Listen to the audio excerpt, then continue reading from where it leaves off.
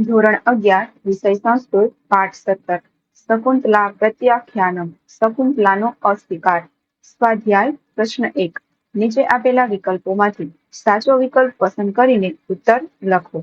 1. નાપેક્ષિતો ગુરુજનઃ ઇતિ કઃ વદતિ? જવાબ છે ખ. ગૌતમી. 2. પ્રાયેણ પુત્ર વિકારાઃ મૂર્છન્તિ? જવાબ છે ક. ઐશ્વર્યમત્તેષુ. 3. જાતે મા લજસ્વ ઇત્યત્ર જાતા શબ્દસ્ય કઃ અર્થઃ? જવાબ છે ગ. પુત્રી. 4. દીર્ઘાપાંગઃ કઃ વર્તતે? જવાબ છે ક. મૃગઃ. 5. કિમ પ્રત્યુત્પન્નમિતિ પ્રોક્તમ? જવાબ છે ગ. સ્ત્રેણમ.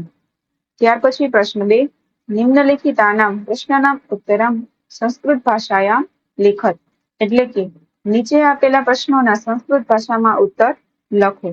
1. શકુંતલાયાઃ અવગુંઠનકા અપનયતિ? ઉત્તર શકુંતલાયાઃ અવગુંઠનમ ગૌતમી અપનયતિ. 2. દુષ્યંતઃ ચિંતયન્નપી કિમ ન સ્મરતિ? ઉત્તર દુષ્યંતઃ ચિંતયન્નપી શકુંતલાયાઃ સ્વીકરણમ ન સ્મરતિ. 3. શકુંતલાયાઃ અંગુલિઃ कीदृशी आसीत्? उत्तरः शकुन्तलायाः अंगुलिः अंगुलीयकशून्या आसीत्. 4. सर्वः कुत्र विश्वसिति? उत्तर सर्व सगन्धेषु विश्वसिति. 5. परभृताः स्वम् अपत्यजाततं पोषयन्ति? उत्तर परभृताः अन्ये द्विजैः स्वम् अपत्यजातं पोषयन्ति. ત્યાર પછી પ્રશ્ન 3. નીચેના વાક્યો કોણ બોલે છે તે કૌંસમાં આપેલા પાત્રોમાંથી શોધીને લખો. અહીં કૌંસમાં પાત્રો આપેલા છે ગૌતમી, શકુંતલા, રાજા અને સાગરવ. 1. કિમ અત્ર ભવતી મયા પરિણીત પૂર્વા? ઉત્તર આ વાક્ય રાજા બોલે છે. 2. મૂર્છન્ત્યમિ વિકારાઃ પ્રાયણૈશ્વર્ય મત્તેષુ? ઉત્તર આ વાક્ય સાગરવ બોલે છે. 3. તપોવન સંવર્ધિતો નભિજ્ઞોયમ જનઃ કેતવસ્ય? ઉત્તર આ વાક્ય ગૌતમી બોલે છે. 4. પાવકઃ ખલુ વચનોપન્યાસઃ? ઉત્તર આ વાક્ય શકુંતલા બોલે છે. 5.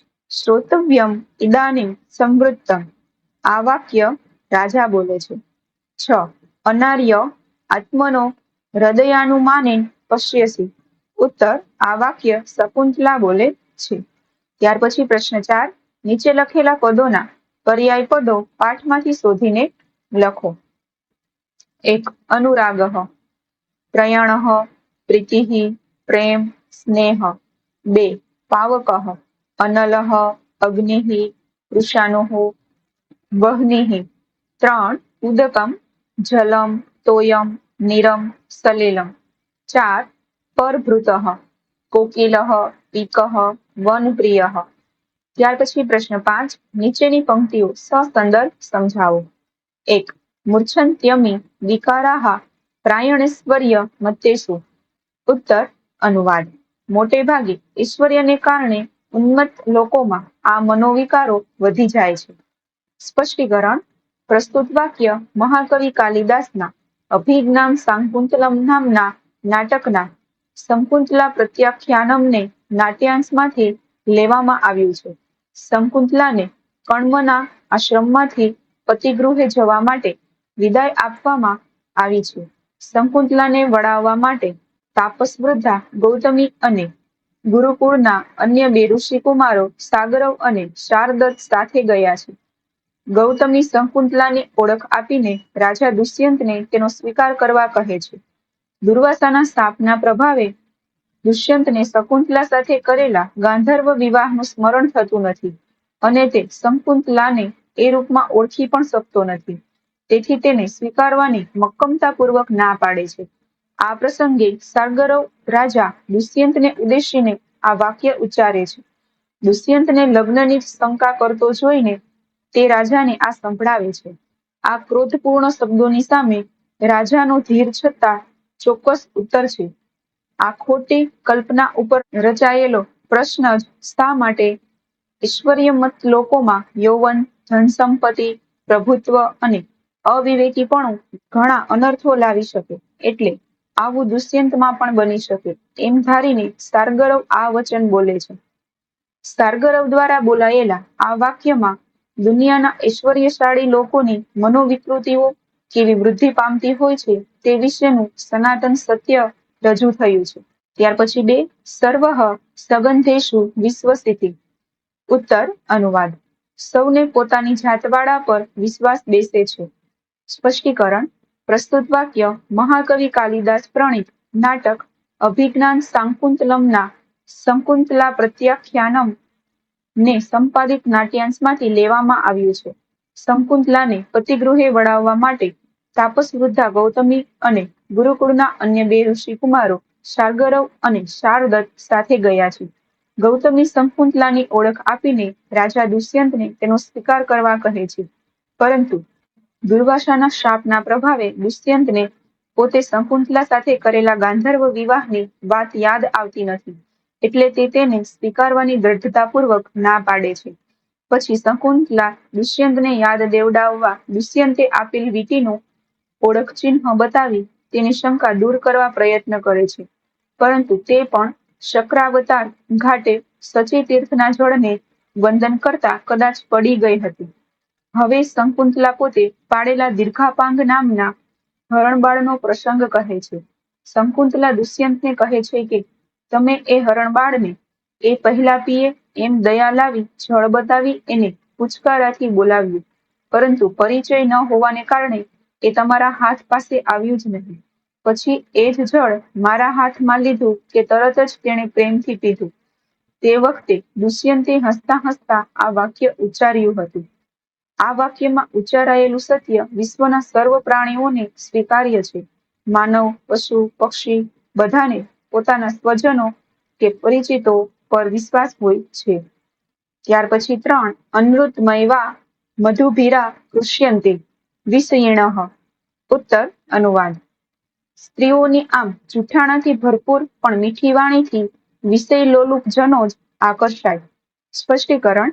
પ્રસ્તુત વાક્ય કવિ કુલગુરુ કાલિદાસ રચિત સુપ્રસિદ્ધ નાટક અભિજ્ઞાન શાકુંતલમના શકુંતલા પ્રત્યાખ્યાનમ નામના નાટ્યાંશમાંથી લેવામાં આવ્યું છે. શકુંતલાને પતિગૃહે વળાવવા માટે તાપસ વૃદ્ધા ગૌતમી અને 2 ઋષિકુમારો શાર્ગરવ તથા શાર્દત રાજા દુષ્યંતના દરબારમાં આવ્યા છે. ગૌતમી શકુંતલાની ઓળખ આપીને રાજા દુષ્યંતને તેનો સ્વીકાર કરવા કહે છે. પરંતુ દુર્વાસાના શાપના પ્રભાવે દુષ્યંતને શકુંતલા સાથેના ગાંધર્વ વિવાહનું વિસ્મરણ થયું છે. એટલે તે તેને સ્વીકારવાની દ્રઢપણે ના પાડે છે. પછી શકુંતલા તેના અને દુષ્યંતના મિલનવેળાના એક પ્રસંગની વાત રાજાને કરે છે. ત્યારે રાજા દુષ્યંત પોતાને અવિષયી ગણાવતા કહે છે કે આમ તમારી જૂઠાણાથી ભરપૂર મીઠી વાણીથી કામલોલુપ માણસો જ આકર્ષાય. આમ કહી રાજા દુષ્યંત સ્ત્રી જાતિ પર કટાક્ષ કરે છે. અહીં રાજા જે સત્તા સ્થાન પર આરૂઢ હતો ત્યાંથી જો માણસ માત્રને તેની વાતથી જ સાચા માનીને ચાલે તો તે મૂર્ખ ગણાય એમ હતો. પરંતુ અહીં તો તેનો ઘા નિર્દોષ એવી સગર્ભા શકુંતલાના હૃદયને આરપાર વીંધી નાખે છે. શાકુંતલનું પ્રસ્તુત દૃશ્ય ભાવકના હૃદયને હચમચાવી મૂકે તેવું છે. આમ રાજા દુષ્યંત દ્વારા બોલાયેલા આ વાક્યમાં પોતે અન્ય પુરુષોની માફક સુંદર રૂપ જોઈને આકર્ષાઈ જનારો નથી એ સત્યના દર્શન થાય છે. સાથે સાથે તે તદ્દન જડ ન બનતા પોતાના નિર્ણયને વારંવાર તપાસે છે. એ તેનું જીવંત પાસું છે. ત્યાર પછી પ્રશ્ન 6 સમીક્ષાત્મક નોંધ લખો. 1. શકુંતલાની મનઃ સ્થિતિ. ઉત્તર. મહાકવિ કાલિદાસ વિરચિત અભિજ્ઞાન શાકુંતલમના 5મા અંકમાં શકુંતલા પ્રત્યાખ્યાનમનો પ્રસંગ આવે છે.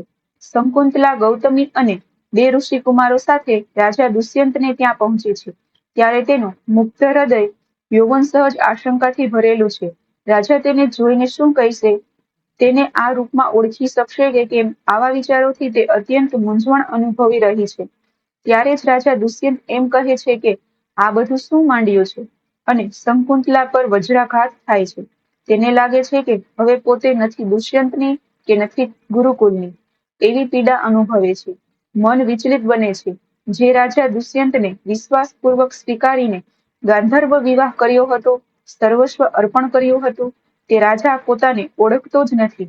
આવું કંઈ બન્યું જ નથી તેમ કહે છે, ત્યારે તેના પર દુઃખનો પહાડ તૂટી પડે છે. ભરતા પ્રત્યાદેશ પુરુષ એટલે કે ન સ્વીકારનાર પુરુષ બનતા તેના સ્ત્રીત્વનું અપમાન થાય છે. માટે તેની મનઃસ્થિતિ અત્યંત ડામાડોળ થઈ જાય છે. આવી પરિસ્થિતિમાં ભારતીય સ્ત્રીની શી દશા થાય તેની કલ્પના કરવી અતિ કપરી છે. વિષાદગ્રસ્ત શંકુંતલા રાજાની ઓળખ ચિહ્ન એવી વીંટીથી પોતાની ઓળખ આપી શકતી નથી. દીર્ઘાપાંગ હરણબાણનો પ્રસંગ સાંભળીને પણ રાજા તેને સ્વીકારવા તૈયાર થતો નથી, પરંતુ પોતાને અવિષયી ગણાવતા કહે છે કે તમારી ચૂંટાણાથી ભરપૂર મીઠી વાણીથી કામલોલુપ માણસો જ આકર્ષાય, તથા સ્ત્રીણામ શિક્ષિત પટુત્વ માનુષીશું કહીને સ્ત્રી જાતિ પર કટાક્ષ કરે છે. અહીં તેનો આઘાત નિર્દોષ અને કપટ રહિત અરણ્યવાસી નિર્દોષ એવી સગર્ભા શંકુંતલાના હૃદયને આરપાર વીંધી નાખે છે. શાકુંતલનું પ્રસ્તુત દ્રશ્ય ભાવકના હૃદયને હચમચાવી મૂકે તેવું છે. રાજા દુષ્યંત પર દુર્વાસાના શાપની અસર જણાય છે, તેથી તે શંકુંતલાને સ્વીકારવાની ના પાડે છે. આ વાતથી અજાણ એવી શંકુંતલા મનોમન ભાંગી પડે છે. અંતે તે પોતાના ભાગ્યને દોષ દેતી પાલવમાં મોં ઢાંકીને રડી પડે છે. ત્યાર પછી 2 ઋષિકુમારો શાર્ગરવ અને શાર્દતની દલીલો. ઉત્તર. મહાકવિ કાલિદાસ પ્રણીત અભિજ્ઞાન શાકુંતલમ આ બંને ઋષિકુમારો મહર્ષિ કાશ્યપ એટલે કર્ણવના શિષ્યો છે અને શંકુંતલાને સ્વશોરગૃહે વડાવવા જાય છે. નગરમાં પ્રવેશતા જ એ બંનેનું રુચિ સામ્ય જણાઈ આવે છે. ઋષિકુમાર શાર્ગરવ દુષ્યંત પાસે જઈને મુનિ કર્ણવનો સંદેશ આપે છે. તેના પ્રત્યુત્તરમાં રાજા દુષ્યંતનું કિમ ઇદમ ઉપન્યસ્તમ વચન સાંભળીને તેનો ક્રોધ પ્રજ્વળી ઉઠે છે. આ બધું શું છે? એમ આપ તો લોકવ્યવહારમાં નિપુણ છો અને શંકુંતલા સાથેનો પહેલા કરેલો પરિણય સંબંધ હવે ગમતો નથી. શું ધર્મ કર્તવ્ય પ્રત્યે વિમુખ થવું છે કે માણ્યા પછી અવગણવું છે? અને રાજાને સ્પષ્ટ સંભળાવી દે છે કે ઈશ્વર્યથી છકી ગયેલા લોકોમાં આવા મનોવિકારો જોવા મળે છે.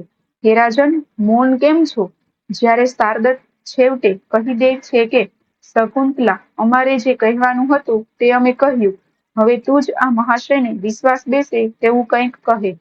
આમ શાર્ગરવ અને રાજા દુષ્યંત વચ્ચે તીખી જીભાજોડી ચાલતી હતી. ત્યારે શાર્દત પોતાની એકમાત્ર સચોટ દલીલથી કઠોર છતાં એકમાત્ર અનિવાર્ય માર્ગ બતાવે છે. છતાં થોડે ઘણે અંશે બંને જુદા પડે છે. શાર્ગરવ હાજર જવાબી અને શીઘ્ર કોપી છે.